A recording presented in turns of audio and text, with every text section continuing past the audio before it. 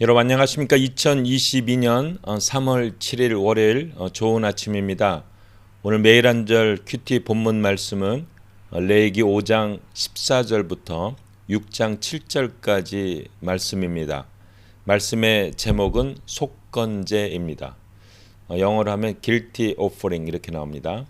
본문 말씀을 요약을 하면 속건제는 정결제로 불리는 속죄제와 구별되어 여기서 이제 속죄제하고 속건제를 이제 구별해서 합니다.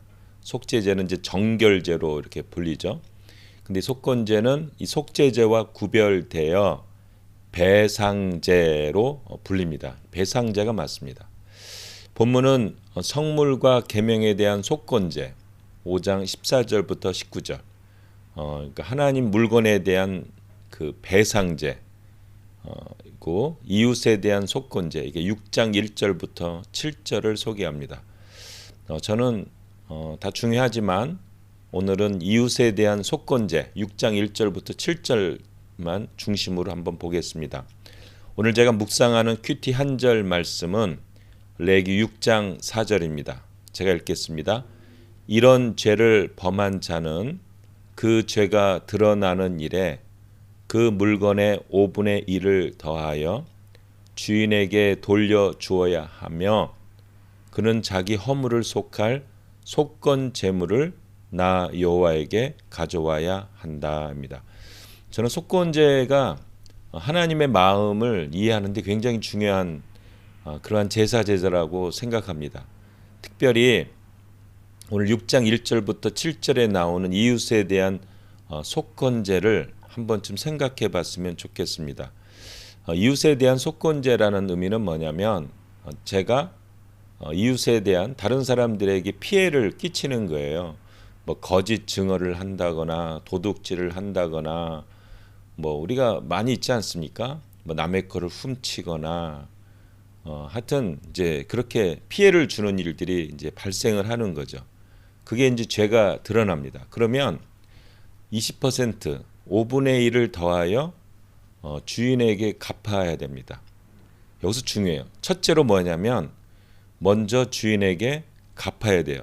그 다음에 어떻게 되냐면은 그는 자기 허물을 자기의 죄를 속할 속건 제물을 여호와께 가져와야 한다는 겁니다. 자, 제가 어떤 일로 해서 이웃에게 아니면 우리 교회 식구에게 뭐 이렇게 피해를 줬어요. 뭐 거짓 증언을 한다거나 물건을 훔쳐서 그게 이제 드러났습니다. 그러면 자 물건값이 만약에 100원이면 그 사람한테 가서 미안하다 하고 120원을 그 20%를 더해서 120원을 줘야 되는 거예요. 주고 나서 그 죄잖아요.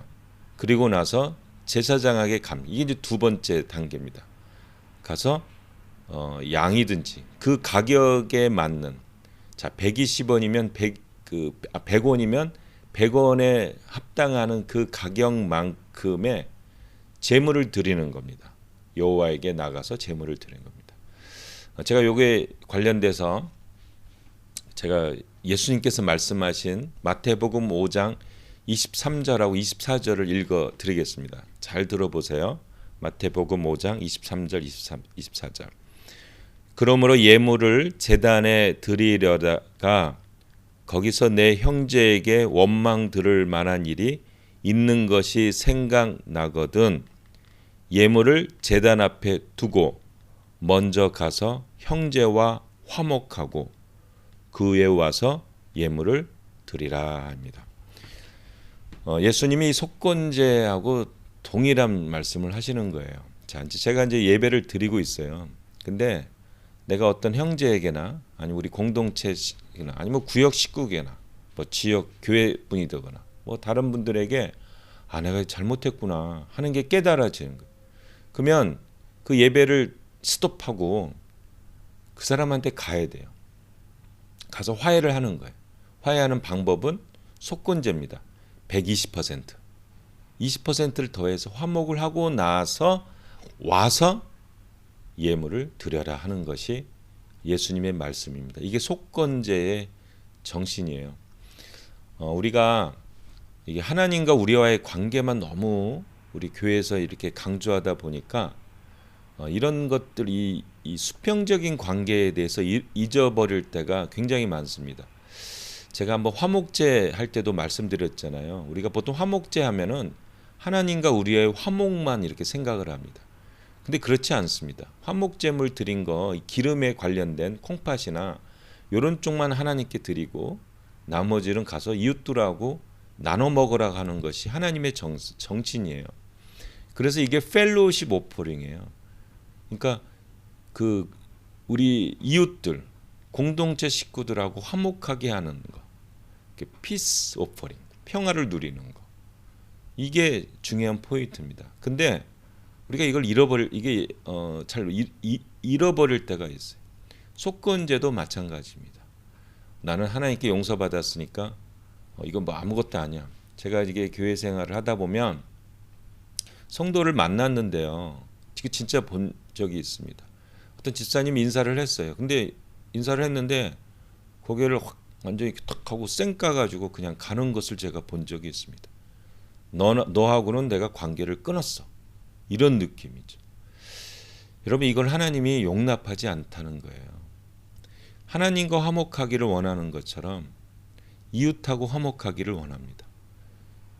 제사 드리는 방법도 마찬가지. 이웃하고 먼저 화목하고 나서 하나님께 제물을 드려야 그 제물이 하나님께 용납이 되는 겁니다. 우리가 좀 더 수평적인 관계를 생각했으면 좋겠습니다. 우리가 너무 이제 개인적인 이제 이 사회가 되다 보니까 이제는 그냥 나와 하나님과의 관계만 생각하는 사람들이 굉장히 많습니다. 뭐 가나안 성도들이 있다지 않습니까? 안나가 성도들. 그래서 인터넷 통해서 예배를 드린다고 합니다. 하나님은 수평적인 관계, 이웃과의 관계가 회복된 다음에 예물을 드리라고 했습니다. 그래서 우리가 그 이웃을 바라보는 눈들을 우리가 가져야 됩니다. 제가 어제 야고보서를 공부했는데 야고보서에도 동일해요. 어떤 사람이 비즈니스를 잘하는데 하나님이 나를 축복해서 이렇게 비즈니스를 잘했다. 근데 이거를 야고보 사도가 지적을 해요. 무슨 말인가 하면은 자기만을 위해서, 자기 가족만을 위해서, 자기의 삶만을 위해서 사는 성도들이 야고보 사도 당시에도 있던 거예요. 그걸 야고보서가 책망을 합니다. 무슨 말이냐? 이웃을 돌보지 않는 성도들, 이웃을 생각하지 않고 자기만을 생각하고 자기의 사업만을 생각하는 성도들에 대해서 야고보서가 지적하는 4장, 한번 야고보서 4장 7절부터 13절을 읽어보세요. 그거를 무서운 죄라고 책망을 하게 됩니다. 이게 오늘 속건제의 의미입니다. 여러분, 우리가 눈을 들어서 이웃을 봅시다. 마음을 다하여 성품을 다하여 모든 것을 다해 하나님을 사랑하고 내 이웃을 사랑해라. 이것이 둘째 계명이라. 이웃에게 눈을 돌리는 사람들, 이웃과 화평하는 사람들, 그리고 나서 하나님과 제사를 드리기를 원하는 하나님의 마음을 아는 오늘 하루가 되시기를 예수님의 이름으로 축복합니다. 아멘.